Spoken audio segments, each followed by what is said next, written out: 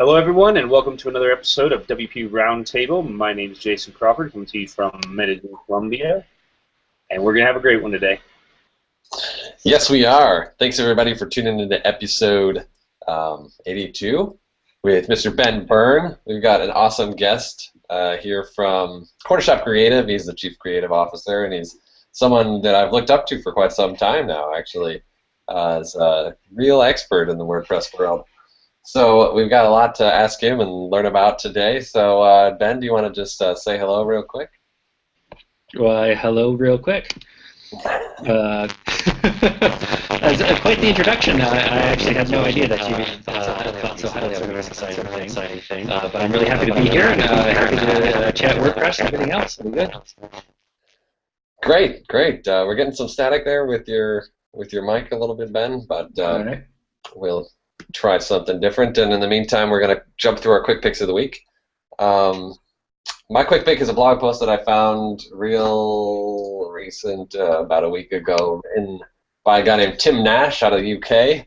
He's an awesome WordPress developer. He always writes some amazing stuff. He has a course out about the REST API that he's charging for to make some money. And he wrote this interesting blog post called "Please Don't Take Food from My Baby," where he's writing about his experiences with people giving him some backlash about charging for his work, and his thoughts on an attitude that a lot of people have he's encountered have had about having an expectation that everything should be free in this world of WordPress. And it's a common issue that a lot of people monetizing things in different ways in our industry encounter, especially in the world of open source software. So I think discussions around this are interesting. It's always a question where service and product makers like ourselves, what do we do when customers have an expectation that everything should be free? How do we deal with that?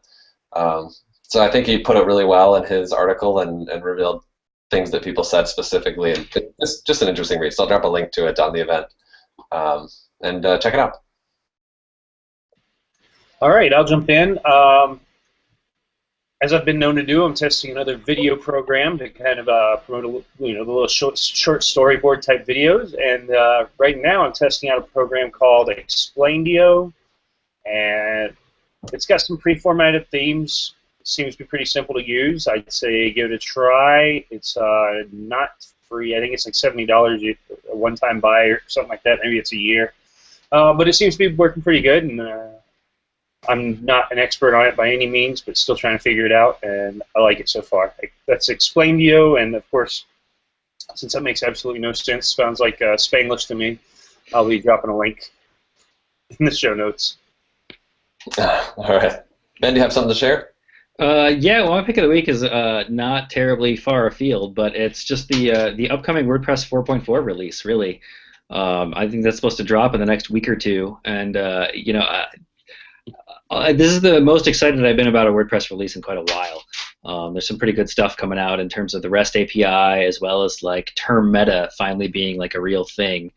So there's some other stuff like that. So I mean, we're all going to see it. It's all going to come out or whatever. But this is a particularly exciting one as far as I'm concerned. So if you hit, sometimes WordPress updates, I'm not paying much attention. They just kind of like roll out. I'm like, oh look, a new WordPress update came out. Okay, time to update sites. But this is one I've actually been looking forward to. So I think there's a lot of people who have a similar sentiment. There's some really cool stuff that's gone into this release, and they've been working hard. There's actually a lot of features going in and a lot of interesting fixes, and the core team has been working pretty hard. So a hat tip to Scott Taylor, who's been the lead for this, and he's been just churning and burning.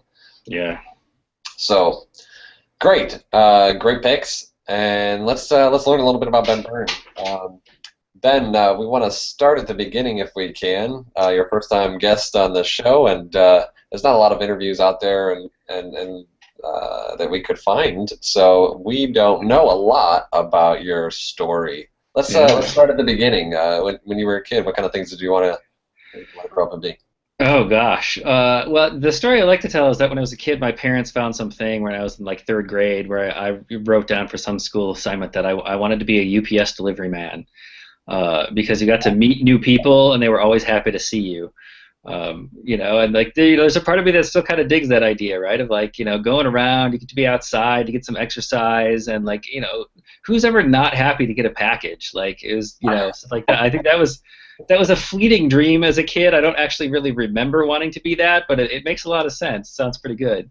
But I grew up kind of a computer geek. My dad worked for a tech company, and so growing up, we had like a dumb terminal down in the basement, that would dial up to the mainframe on this 2400 baud modem or whatever. And so I was writing basic programs on this sort of like, proprietary Unix distribution when I was in like, third grade kind of thing. So I just sort of always grew up around computers. I mean, I've had a Mac since 1989 or something like that. And so programming is something that I've always kind of been around, but I was also like the only person in my family that had artistic talent. And my parents never really quite knew what to do with that, but I spent a lot of time like reading comic books and like, trying to draw and like wanted to be a comic artist for a while and that kind of stuff. But eventually I actually went to college for graphic design. But I sort of kept up with the computer stuff. I took a couple CS classes and that sort of thing. That was like 96 to 2000, where the web was like, the web was a thing. Google was just sort of like, I remember like when Google, like we all sort of discovered Google and it was awesome and way better than like Lycos and Alta Vista.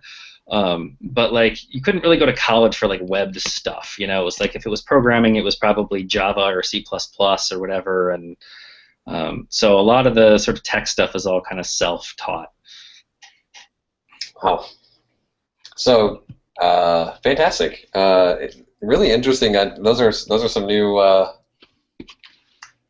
aspirations that I don't think I've heard someone talk about before. But I like the logic. Who's not happy to see the UPS guy other than That's right. Yeah. So you went to school and then you graduated and moved on?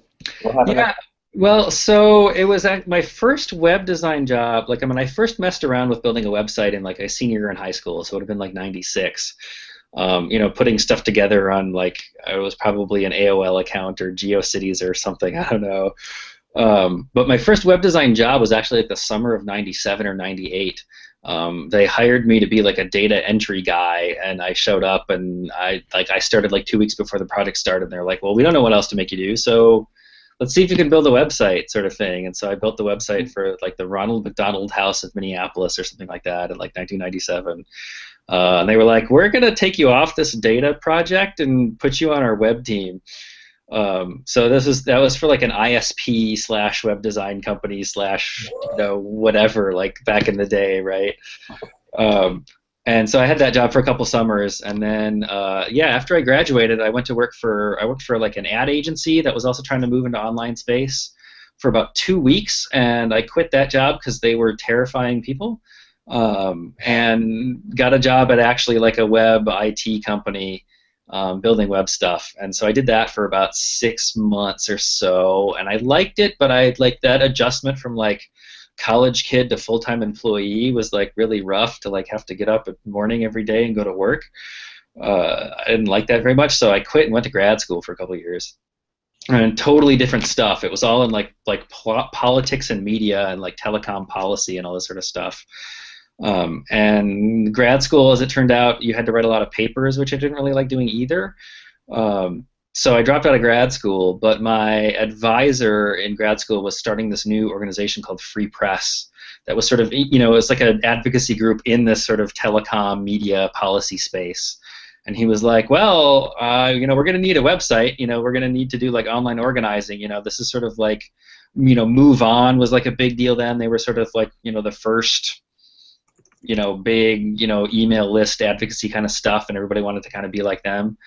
And so they were like, oh, well, why don't you, move out to Massachusetts where we're starting the organization, and you can like be our web guy. And being the web guy also meant like, oh, well, if you're a web guy, that means you know tech stuff.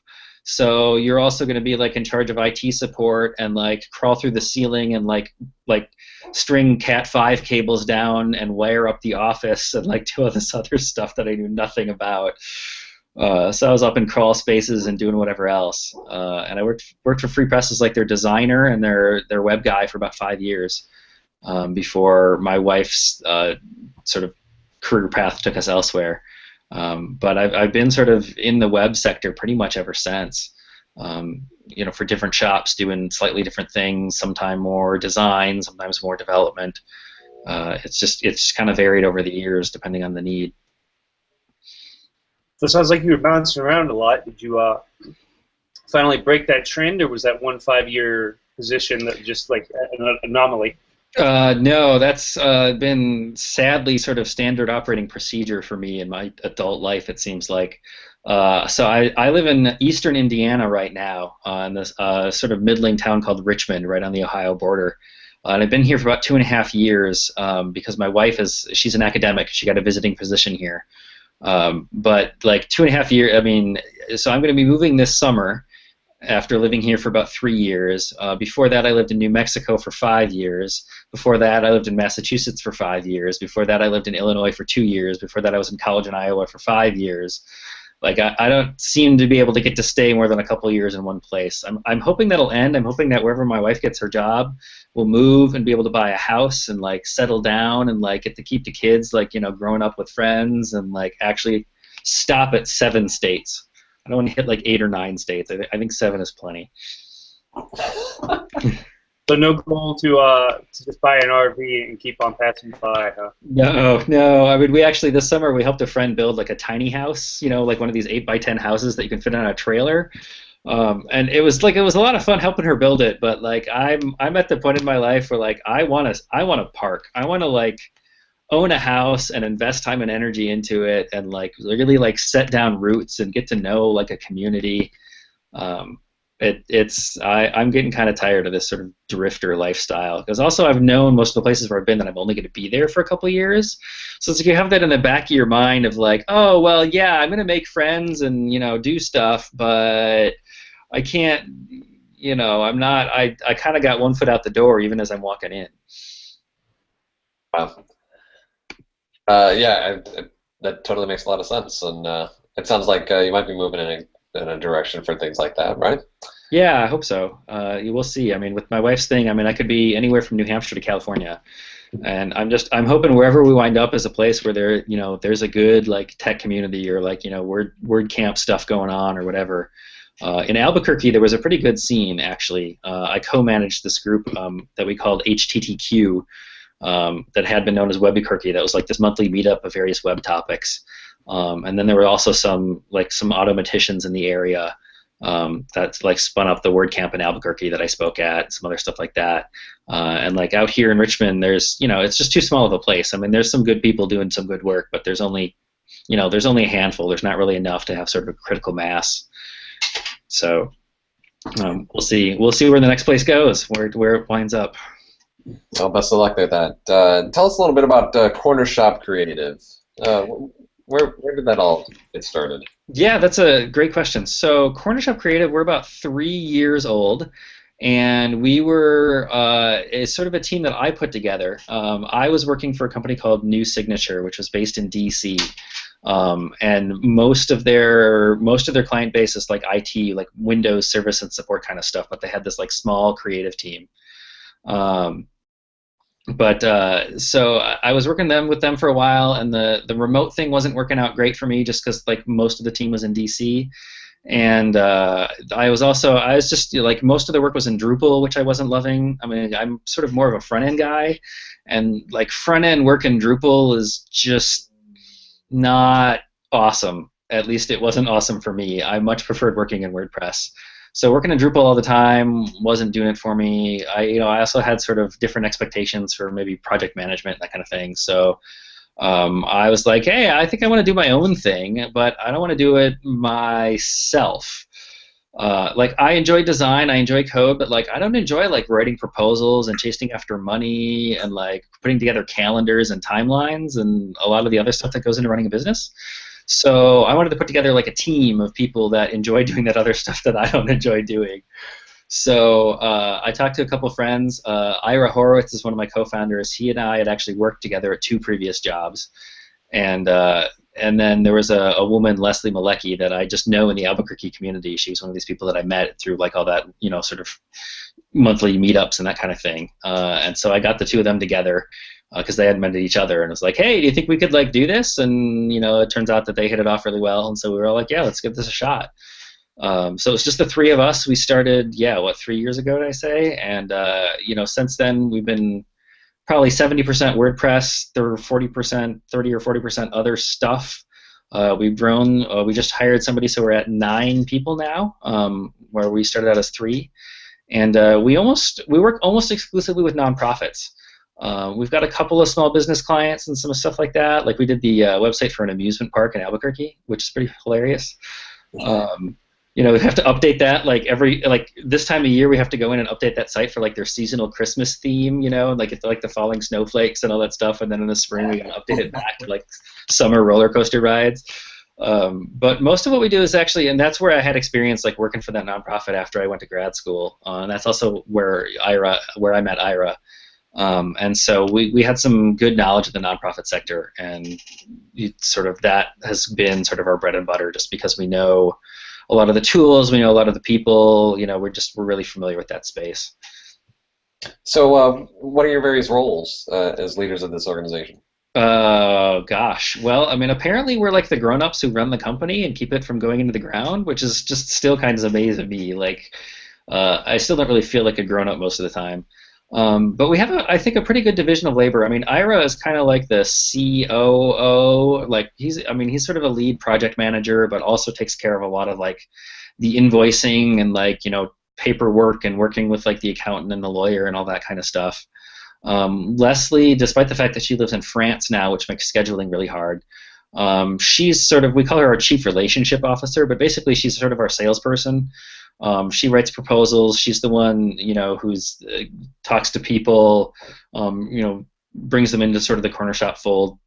She also does a bunch of UX stuff. She's really good at like running the UX testing stuff that we do for like card sorting and all those other kind of exercises. So she does that, which is kind of a weird combination of stuff. But and then I'm basically, for a long time I was like the lead and only developer. Now we've got a team of like 4 of us and some contractors. So I spend a fair amount of time writing code, but I also spend a fair amount of time, overseeing what other people are doing, helping sort of make strategic decisions around architecture or how to approach something. We're doing sort of, weekly code reviews, the kind of thing. So yeah, I used to do a lot more design work, but we've been so busy lately that we found that design is one of the easier things to kind of sub out. Like it's easier to sub out design than it is to sub out like a portion of the development, like only the JavaScript or something like that. So I kind of miss the design stuff a little bit, but we've got a couple of really awesome designers that we work with pretty regularly. They're not on staff, but they're pretty much on staff in terms of how often we work with them. So that's kind of shifted, and things constantly are shifting. Going from a company of 3 to a company of 9, and like probably continuing to grow. The roles are constantly evolving. I think, as time goes by, I do less and less coding and more, oversight and sort of review and that kind of thing. Can you take us through like the flow of a standard client, walking from first touch to completed project? How do they interact with each person? Yeah, I don't know if there's a standard. It seems like every project we get turns into like a unique and beautiful snowflake in usually good ways, but not always. I guess in theory, the sort of practice is that most of our work comes to us through like word of mouth. We do a good job building a client site. They tell their friends. There's lots of like people who are board members on multiple organizations, or people that have just really appreciated our work, that are well connected and refer people back to us. So typically somebody comes to us and they'll be like, hey, they'll fill out our contact form on our website, or they'll send us an email or something like that and be like, hey, I need a website. I've heard that you guys build websites. Can we talk? And Leslie will probably like hop on a phone call or something like that to talk through what they need, something like that. The larger organizations probably are actually going through like an RFP process, right? They've got some sort of thing that they've written at and put together and they've sent out that sometimes is really, really vague and sometimes is really, really specific, and like the best ones are actually kind of halfway in between those two. But typically Leslie will take the point on like writing up a big proposal. Most of our proposals are fixed bid, though we're doing more sort of time and material stuff. And then, we'll go back and forth on negotiating some of those points. Then they'll sign on the dotted line. We'll come up with the scope of work. And then we'll start carving stuff up into like the sort of kickoff and discovery process, which is usually pretty heavily led by the project manager. Although we'll usually have like a dev or designer in some of that discovery as well. We'll write up functional requirements, then we'll sort of hand things off to designer, developer. Nowadays, we've got a big enough team that we do have sort of some separation between like the front end guys and the back end guys. So we'll sort of separate out those tasks. The project manager will kind of keep everybody, on time and on the calendar and that kind of thing. And really the PM takes care of most of the client contact. We don't try to keep our developers behind a wall. Like, we're not trying to hide anybody.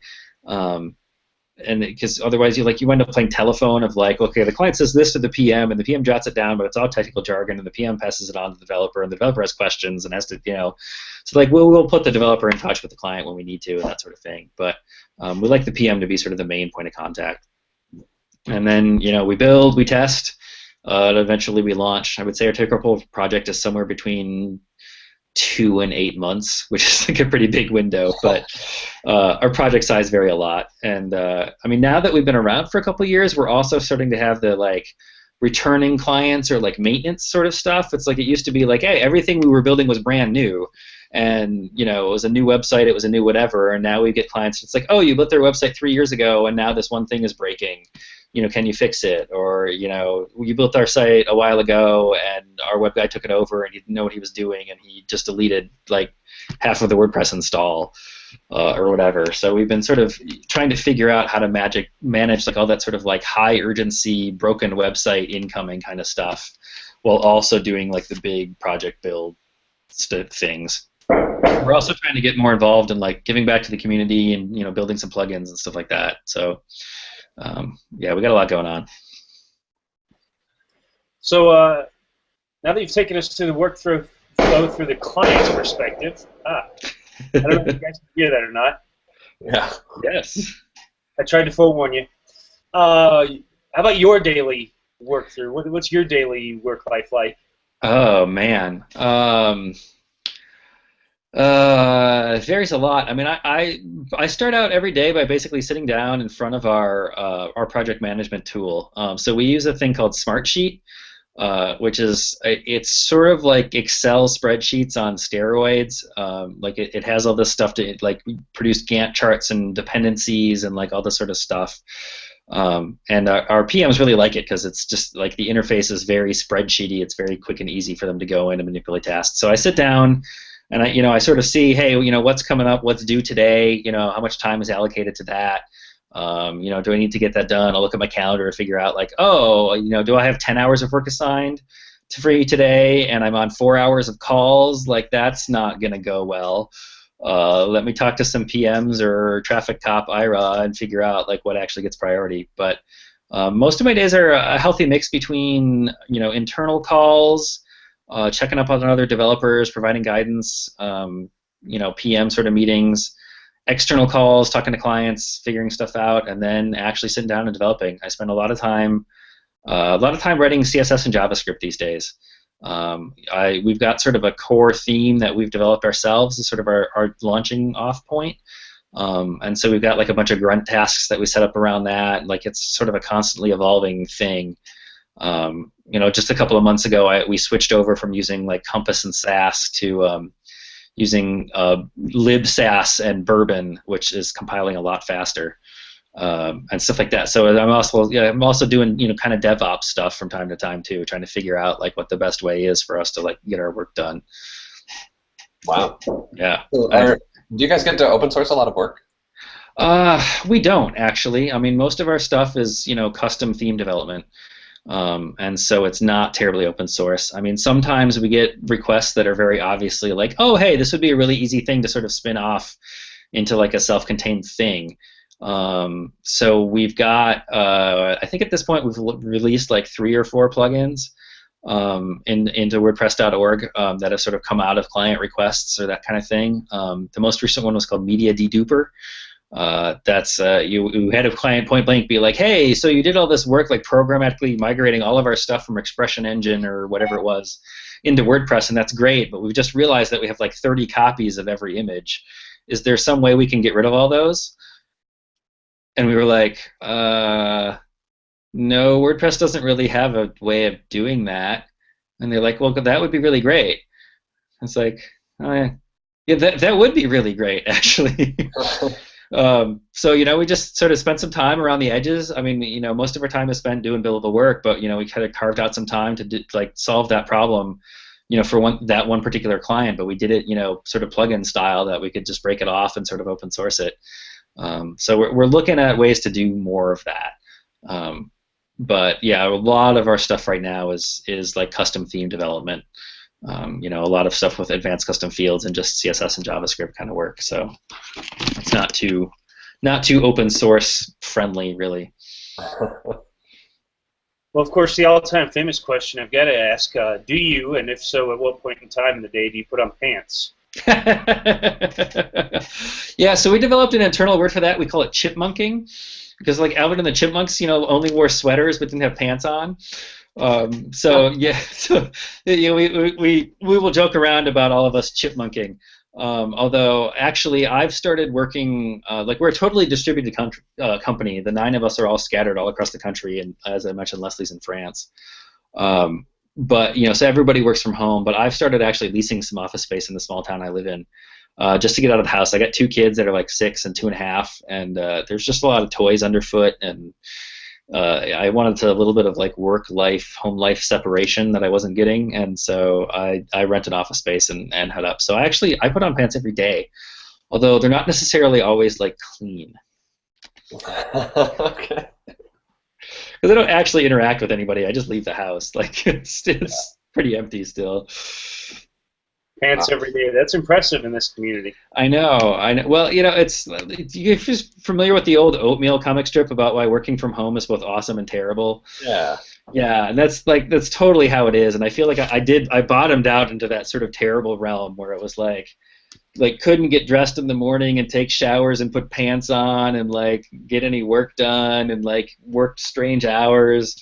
And as I've gotten older, I've actually gotten like way more disciplined about like getting up and like getting out of the house at a certain time and showing up at the office and like putting pants on even. It's the little things sometimes. Let all that stuff slip. It's so easy. Yeah, it really is. Years where I was running my own schedule, like things slipped down to a weird place, a weird lifestyle that I didn't like, and I had to eventually really correct that and crack down. Yeah, I mean, why I organize a meetup and go to so many WordCamps is like you gotta have that connection. Yeah, no, I mean, working from it sounds great on paper. It's like, oh man, you get to work from home, you don't have a commute, like awesome, and you don't have to put pants on. But like, it can get really isolating, and yeah, like it takes a certain amount of sort of self-discipline to really like get your work done and get it done well, and like sort of be like you either wind up working like way less than you think you're going to be working, or you wind up working way more than you think you're going to be working. At least that's sort of how it went for me. It was sort of feast or famine, and it's taken probably a couple of years for me really to kind of figure out this whole like reporting to myself mostly, and building that schedule and that framework to make sure that I'm actually like a useful human being. Yeah. So one thing I always like to ask everybody who's been in positions like you, talk us through some projects gone wrong in the past and lessons learned from those. If you can think of good stories, good examples of something that just we're never doing this again. Never doing this again. Oh gosh, lots of those. Probably wish you could forget. Yeah. Yeah, I mean, I think that one of the things that we've run into a couple times, and like every time we do it, we're like, oh, we're not going to do this again. Is situations where like clients come to us and they're going to have somebody else design it, or they've had somebody else spec it out or something like that, where it's like we're coming in and we're doing a slice of the project rather than like the whole project. And it seems like inevitably, like whatever, it all sounds good, everybody sounds professional, everything's gonna be cool, but like we get the design files and they're like, they're an InDesign, or they're really attractive and they're done in Photoshop, but like their designer was a print designer and didn't understand like how responsive design works, and it's like, well, none of these boxes are gonna like what happens when the screen is like 10 pixels narrower than what you mocked it up in the Photoshop file. and stuff like that. So I mean, I feel like without naming any names, that's been a real learning experience for us, is sort of figuring out what we really feel like we need to do.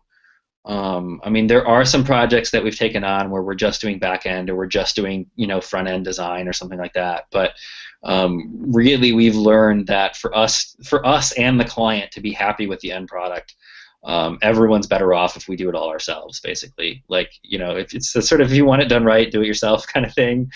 That it just, I mean, we have a client right now where they like, they're part of like an association of groups, right? Because they're a nonprofit, and they're like, well, we're gonna have you guys do like the the strategy and the discovery and like the sitemap and the wireframing, but then we're gonna have like this central sort of organization that we're a part of do the design work, and then we're gonna kick it back to you and you're gonna do the development. And we got the design work back a little while ago, and it looked like they had just like colorized the wireframes, like they hadn't really done what I would call design. And we sort of, talked to the, just sort of said to the client, like, here's our critique of the design. We think, maybe it could have been more designed. And and they basically agreed with us. I mean, I wasn't a part of these conversations. It was like that sort of all went through the project manager. But the client now has been like, they've come back to us and be like, yeah, you know what? I think we're gonna like add some cost to this project and add to the timeline, and we're gonna have you guys design it. And like that's that's great. I mean, they're going to get a way better end result because of that. But it would have been nice if we had just sort of done that all along, right, and planned for that. So yeah, I think that's one of the lessons learned. I don't know. I mean, I feel like the last 3 years of running Cornershop has been just like a massive learning experience. We've learned all kinds of stuff.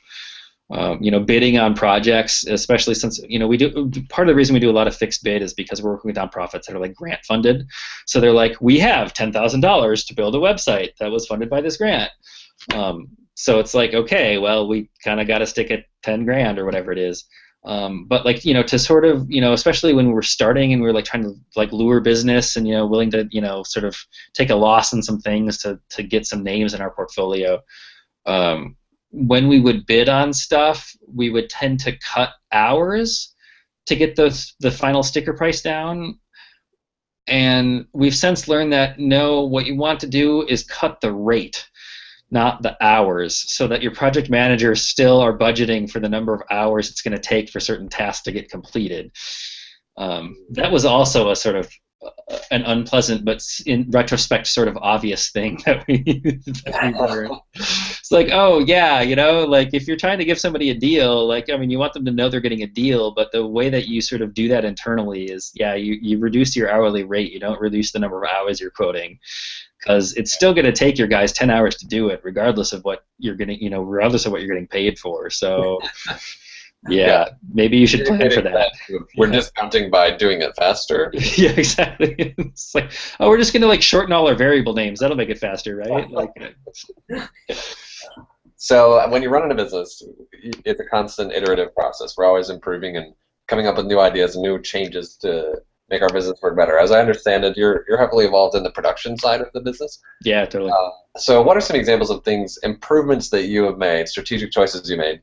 Maybe some good and some bad, but mostly the good ones that you think have made a difference to how you produce work for clients. Maybe it's software, maybe it's tools, plugins, practices, websites, anything that you said, we're going to gamble, we're going to try this out, and it really worked out. Oh gosh, so many things. I mean, I think, committing early on to using CSS preprocessors, like Sass is what we committed to. I mentioned earlier, like we were on Sass and Compass. Now we're on Sass and Byrne or whatever. Like, at least from a front-end perspective, like if you know how to really leverage Sass, that could be a massive time saver. We've also started to use Susy, S-U-S-Y, sort of our sort of grid system thing, and that's been really awesome too. I think that coming up with that sort of base theme that we work from internally, I mean, a lot of people will build off like underscores or something like that. We have sort of our own thing. I think that's really helped us a lot, because what it has in it is basically it's got like a lot of sort of like scaffolded out sort of dummy code for like, here's how you would do a bunch of URL rewrites, or here's how you would do a content filter, or here's how you would do pre-get posts, query modifications, and it's all kind of just sitting there latent in the theme, but none of the actions or none of the hooks or filters are actually activated. So you can see sort of all the stuff scaffolded out. It's really easy to sort of jump in and sort of actually tweak that to what it needs to be. I think that's been a really efficient thing for us. When we first started, we mostly just sort of used IM a little bit, and in the last year or so, we started using HipChat. It feels like everybody uses Slack. Like Slack has been like the big winner, and I don't actually remember why we chose HipChat over Slack. There was a good reason at the time, but particularly as like a distributed company, like that has been super awesome. Like using HipChat, I feel has like really greased the wheels.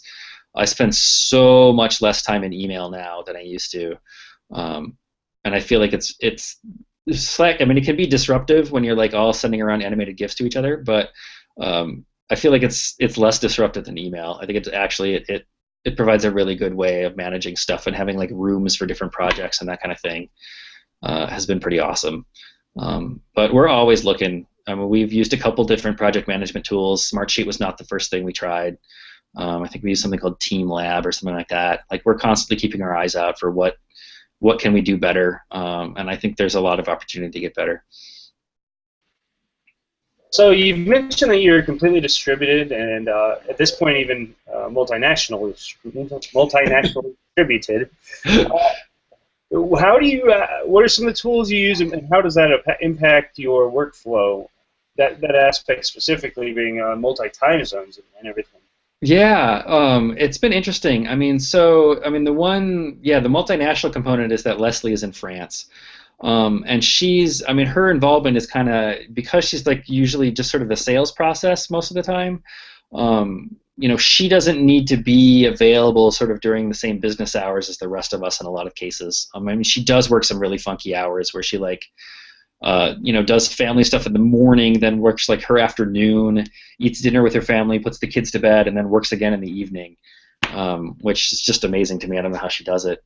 For the rest of us, I mean, I guess we're in Eastern, Central, and Mountain time right now. We don't have anybody on the West Coast, but we set up this idea of sort of like core working hours. I think it's like roughly like 10 to 3 Eastern, which is like, this is the time of day where we're going to assume that you're going to be around and available and at your desk. Like if we need to schedule a call sometime next week or whatever, like we're going to assume that 10 to 3 window is going to be an okay time for you. And so that gives it's not a full 8 hours, right? That's like a 5-hour window or whatever it is, but it's sort of that time where we all overlap, and where, our clients, can sort of reasonably expect to schedule things.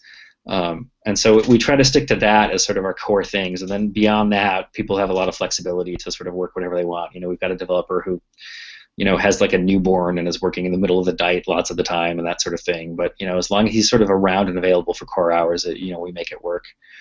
HipChat has been awesome. Smartsheet is awesome. I mean, we use, Google Apps for Business for like our email and calendaring and all that kind of stuff, which is, I mean, it's pretty straightforward. One of the biggest things, honestly, has been video chat. Like Google Hangouts we've had problems with, Skype we've had problems with, I forget what else we've tried, but it's like all of these systems, when you have more than like 2 or 3 people on them, seem to just like break down. And so we're like, it's basically like every 6 months we're like, oh, Skype sucks, let's try something else, and we like look at a bunch of options and they all either cost a fortune or have like really bad UX, or like, there's some other fatal flaw. And like Skype, because it also integrates with phone stuff, so if like all our phone numbers are just Skype numbers or whatever, we keep using Skype. I mean, we pay for HipChat Pro, so we can do like one-to-one chats in HipChat, but we use Skype for all our group calling. We use Uber Conference for most of our conference calls with clients. And Uber Conference has actually been really pretty solid for us, but it's not like it's not a group video thing. So like, I don't know. That's good. Yep. I was just curious if you've tried Zoom or not. Yeah, I know that a couple people on our team tried Zoom and played around with it. We haven't sort of adopted it company-wide or given it a company-wide try, and I don't know why that is. I couldn't tell you off the top of my head what it was about Zoom that they thought was sort of not viable for us. There was some fatal flaw or something. But that was probably a while ago, and we should probably take another look at it because it's probably changed since then. So you've had the privilege of, I think, working and being exposed to things outside the WordPress bubble, you might say. You've worked with other communities. You've had a lot of time spent in other content management systems and done other custom work. Mm-hmm. So your insight is appreciated when we talk about topics of like what WordPress could do better. What are things that you think are general shortcomings of WordPress, the world of WordPress, that you look at it, you say we're heavily involved in this, but doggone it, there's just some things I wish were better. I think WordPress is awesome. I mean, like when we started the shop, we were going to be this like, we're agnostic and we'll choose the tool based on, we'll assess your needs and then choose the tool that best matches those. And maybe it'll be Drupal, or maybe it'll be WordPress, or maybe it'll be something else, or Expression Engine, or who knows, or whatever. And over time, it's like, we're like 70% WordPress, and I think that percentage is going up. As we get to know it better, it gets better. It gets better for us. But it's not perfect. There are a couple things that really drive me crazy about WordPress. One of them is the lack of plugin dependencies. Like Drupal, which I have a lot of experience with Drupal, and one of the things I like about Drupal is that it's got a really robust sort of dependency system. That lots of modules depend on lots of other modules, and there's this WordPress is sort of like a WordPress core with sort of plugins tacked on, and Drupal is sort of like modules all the way down. And so it has a different approach to that sort of thing, where it's like, if you want to write a plugin that adds a new field type to advanced custom fields, like you can write that and you can provide that, and you sort of need to tell everybody, hey, this isn't really going to do anything unless you have ACF installed. But it would be really cool to actually have like a dependency management system where it's like, okay, I want to install this, and that's going to bring in these 3 other plugins, and have sort of more like smaller, more modular plugins. I think would be a better way of doing things. Let's see here. Another thing I don't love about WordPress is just there aren't as many sort of robust like hooks and filters for building out admin pages as I would like. So you're left with this sort of like every plugin developer kind of builds their own sort of interface to their tool. Like Backup Buddy looks totally different than ACF, that looks totally different than Jetpack, which looks totally, it's like they all kind of are free to kind of wander off the reservation and do what they want in the admin. And I think it would be nice to have some more officially hookable things, like even like the listing of posts. Right, like that standard table of like the post listing, that is a class, and you can like extend that class and do whatever. But like the codex tells you, this is not a class you should really be extending because it might change someday, and that sort of thing. And it's like it would be really nice if there were like official channels for like building that interface and doing that quickly. So I don't know. I mean, those are a couple things off the top of my head. I mean, I think the WordPress community is awesome. But like track can be a little confusing to first like dip your toes in to like, I want to contribute, and it's like this wall of issues, or like it's like, and it's all on SVN, and like I haven't spoken SVN in years. Like I use Git, and so like there's little stuff like that, that it's just there's a little bit of barrier to entry in some of these things. But I mean, WordPress I think is pretty awesome. I could keep going if you want other stuff. It'd be great if that had some built-in way of like concatenating and compressing CSS and JavaScript. Like you can use W3 Total Cache or whatever to do that, but it would be really cool if there was some built-in mechanism for that, because you buy these premium themes that wind up loading in like 200 JavaScript files because of all the plugins and stuff that they use and whatever, and it just if you care about front-end performance, it can be inconvenient to try to optimize things. Yeah. Oh man, right on. Like, like those are just like pretty much exactly all of my. As well, the WP list table. Nobody's brought that up before, but it's so true. Like it's a fundamental part of the admin UI, and we're not supposed to extend this. Yeah, exactly. And And all of us do anyway, right? Yeah, it's like we all do, but there's this like, hey, don't count on this. Yeah. It's like, okay, but I kind of need it. Yeah. What are we supposed to do? Yeah. There's nothing worse than encouraging, like, just do your own thing. And let's have as many different unique UIs in the dashboard as possible. Yeah. That'll get people on their way. But yeah, right on. So. When you're sitting late at night after some cocktails with some buddies and just joking around about WordPress and stuff, and you're about to say, here's what I think's coming. This is what I think is the future. I wouldn't be surprised if this happens in the world of WordPress. What are some of these things you might just be saying? Well, I mean, I've been saying for a while now that I think that WordPress is going to continue moving away from being a sort of CMS to being, this sort of platform, and like the REST API that's moving into core, like that's it. Like that's the thing that's been on my mind for like the last, I don't know, year or whatever it is, of like WordPress needs to be this more like abstract endpoint generating system. And I know that the plugin has been awesome for a while. I haven't really actually had a chance to play with it much, but moving it into core, I think, is like, I don't think you can understate like what a significant change in potential that creates in terms of making WordPress like your data source for your mobile app, or whatever it is that you start building more front end heavy Angular or whatever blah blah blah. That's just talking to the API, the REST API, rather than like hooking through admin Ajax all the time or whatever. To me, that's the biggest thing. I don't know that there isn't a second after that. Like that's a total game changer. And I think it's going to be awesome to see sort of what happens when that moves out of sort of like this plugin that's sort of esoteric for developers into like this is part of core. I think it's gonna be awesome. I don't know. That's like a super nerdy answer, I think, but. That's a good answer. Maybe that's a typical answer. I don't know. Maybe I'm not a visionary, but. Well, I've got a question for you. Yeah. Visionary. There's a rumor that you wanted to be a millionaire. I did want to be a millionaire. How'd that work out for you?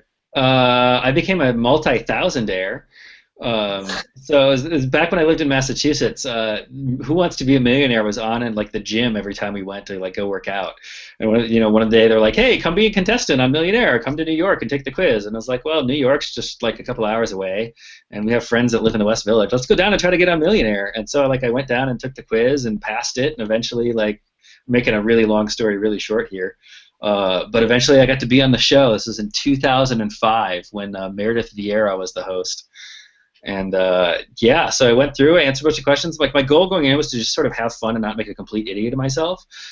So I burned my lifelines really early, just to like get up to like some basic level of like $8,000 or whatever it was. But then actually I made it away further than that. And if you want to know exactly how much I won, I suppose I could tell you. I won $50,000. I got to keep about 37 of that after taxes. But you can watch all that on YouTube.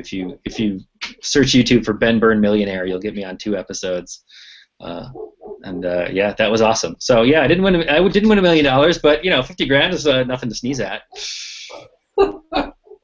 Yeah, that's fantastic. Yeah, it was awesome. It was so much fun. I wound up like bumping into like Tony Danza in the hallway, like it's just like weird stuff like that happens in television. You don't realize like how it's all held together with like electrical tape and plywood, like everything in the set and everything. But it was a ton of fun, and it was like really profitable fun. So yeah. Yeah, that's great. You could probably buy a house in Albion. Yeah, I highly recommend winning money on a game show if you have the opportunity.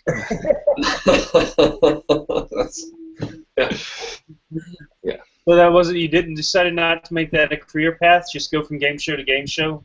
Well, I did try to get on Jeopardy, but I didn't pass the test. So I didn't get to be on Jeopardy. Actually, the woman who went on Millionaire right before me, like the woman who was sitting in the chair, she had been on Jeopardy, and she was one of the people who lost to that Ken Jennings guy, that like won for like months and months and months. But she lost him like in his first week or two, so she didn't know who he was. Like he wasn't like a famous, like the guy at that point. But she was super excited to be a millionaire where she didn't have to be faster than somebody else. And like the more I thought about it, the more I realized that I'm a really slow thinker. Like I'm at least like one of these like slow procedural like programmer type thinkers. I'm not like fast. So I don't think I do very well on most game shows. But how do you think you hold up on the Are You Smarter Than a Fifth Grader? oh gosh, I've never watched Are You Smarter Than a Fifth Grader, but I would like to think that I know more than fifth graders know. But honestly, I've never watched the show, so maybe I'm not as smart as a fifth grader. Yeah, the curriculum is different these days. That's right. Common Core has changed everything. Who knows? All right, so we're near the end of our show here. We're almost about to wrap up our time. Just a couple other things. So looking ahead to the future, what's on your calendar, Ben? Where might people bump into you in person? Things that you might be attending, flying out to, or going to in your local area? Well, so I'm headed out to WordCamp US here. I'm actually flying out tomorrow to Philadelphia to do some stuff for my company for a couple days. So I won't be at the community summit midweek, but then I'll be at WordCamp US the 5th and 6th, and I'm super looking forward to that. It's actually going to be the first WordCamp I've been at where I wasn't presenting. Other than that, I don't know what's going on. And with my wife traveling for like job interviews, I sort of got this blackout period.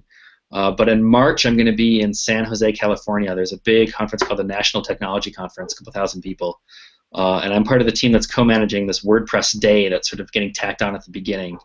So it's like WordCamps tend to be focused like geographically. This is like, it's not a WordCamp because it's focused sort of thematically on like WordPress for nonprofits. But I'm excited about that, and I'm sure I'll be presenting a couple different things at that.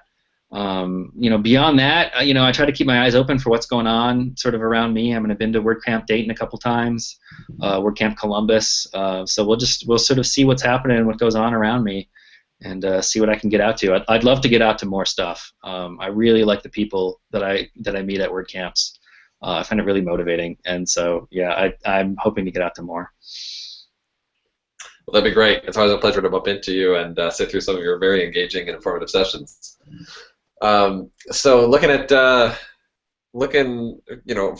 our show, for our future, what recommendations do you have about guests who might be really great to invite on the show in the future? Guests that would be great to invite on the show in the future. Oh, that's a good one. Have you had, I don't know the complete history of your guest list, right? Have you had Daniel Bachhuber come on the show? Oh, no, but that would be good. That's a good one. Yeah, his name pops up in like everything. Every time I turn somewhere to learn something new, his name is on it. That's so true. He's super active. Yeah, he's super active. High-profile projects. Yeah, for sure. So he's a guy. I don't know. I feel like Jamie Schmid, she does like content strategy stuff.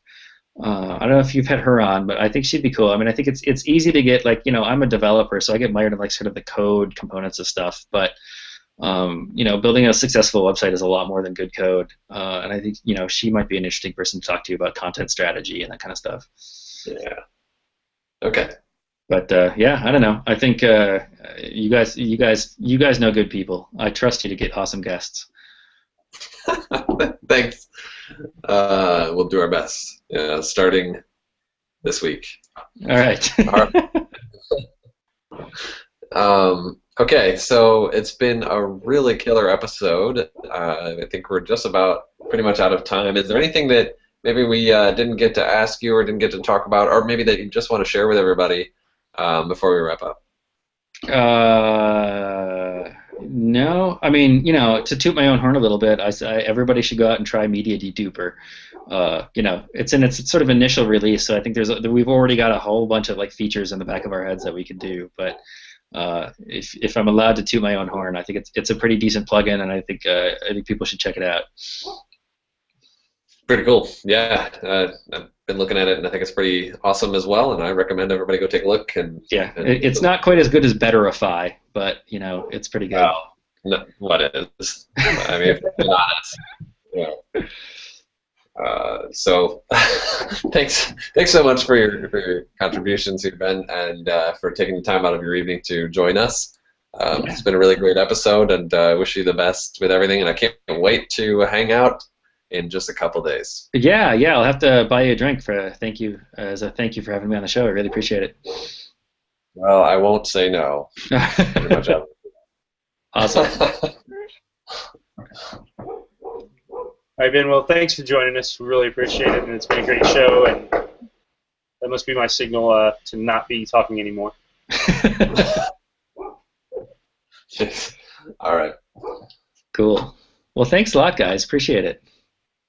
Thank you, Ben.